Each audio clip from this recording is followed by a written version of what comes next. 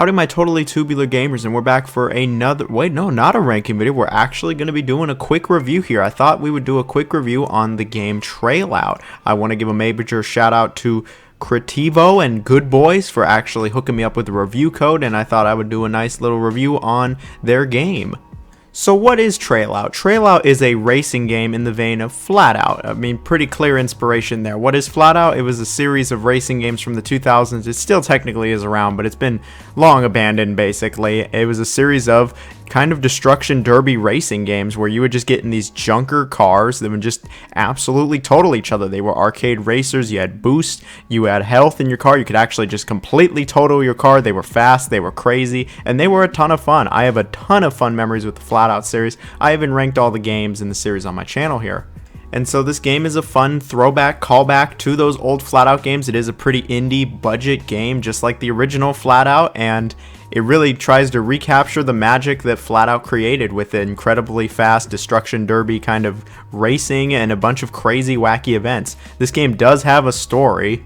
It's about your lucky former stuntman trying to win the TrailOut Festival, a series of races and events, and just become the best, I guess, in the world. And along the way, he faces some opposition. The story in this game is weird as hell. Flatout never had a story, and yeah, this story is pretty awful. I mean, it's just bad for a number of reasons. It's terribly written. It's not properly translated for the most part. The voice acting is just atrocious. I could do better voice acting, legit.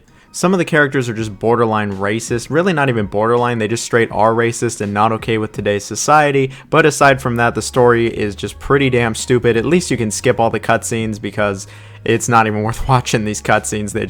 They look awful. Speaking of the presentation, this game, it looks pretty alright at the highest graphics. I couldn't run it really at the highest graphics though, due to just kind of poor optimization in my dinosaur of a PC at this point.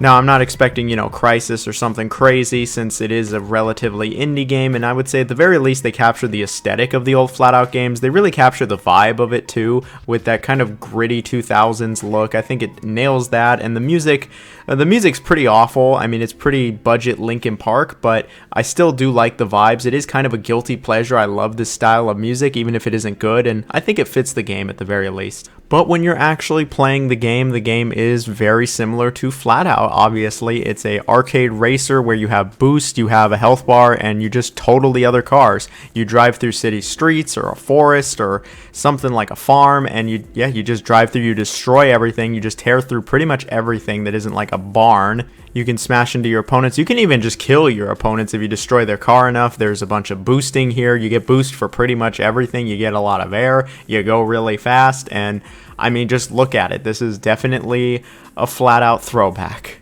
At the very least, I can say it certainly captures that kind of magical, crazy feeling that Flatout got, where it just got totally insane. The cars are just smashing into each other left and right. Everything's getting destroyed, and you're just trying to go as fast as possible. It totally nails that feeling. The physics in this game are actually decently similar to Flatout's, where your car just kind of gets stuck on everything. It frequently goes flying into the air, and when you go into the air, it does get quite unpredictable. It is a bit jank, I won't lie. The original Flatout was jank too, though. And yeah, I guess in that aspect, it totally captures it. The cars feel pretty good. Turning can be a bit suspicious, especially when you brake to turn. But I would say overall the handling and just really the racing in general is pretty solid. It's not going to win any awards. It's not mind-blowing. And I won't lie, Flatout does do it a little better. But this is actually a pretty decent attempt at it. When you're not doing the races, you might be in the destruction derby where you're just trying to kill each other. And these are okay, I guess. Or you're in the other events, which is another throwback to Flatout, how they would have the events where your driver goes flying out the window and you would just you go bowling, you try to go on darts, like a dartboard, and again, flying out of the windshield is a big thing in this game, which is always going to be funny no matter the game. And really, you just go through this campaign. It's a series of events as you move up the Not Need for Speed Most Wanted blacklist to be the best driver. There is car customization to an extent. You can buy different parts for the car, very similar to Flatout Ultimate Carnage and most car games in general. Nothing too crazy here. The customization is fine enough. So this game seems like a fun, enjoyable time. But what didn't I like about this game? I already mentioned that the physics can be a bit jank and unpredictable. I mean, I kind of expected that. But the AI in this game is pretty awful, really, no matter what difficulty difficulty they're at. A lot of the time, they're just complete dumbasses who just drive off the road, smash into stuff, and don't even really try. Sometimes they're stupidly good and you'll never catch them, like some of the earlier races, but most of the time they're pretty freaking stupid. And during the demolition derbies, they frequently just drive around in circles and don't even do anything. They really just are dumb as rocks for the most part. The AI is awful. The game has a questionable story and presentation, like I mentioned already, but I think my other issue with it would have to be the repetitiveness. I expected a game like this to probably get repetitive, but I think it goes on just a little too long for my liking. You start repeating a lot of the tracks over and over, and you need so many fans, which you get for just playing the game, to continue on to the next areas, and I frequently found myself not having enough fans, but having all the events finished, so I had to replay events.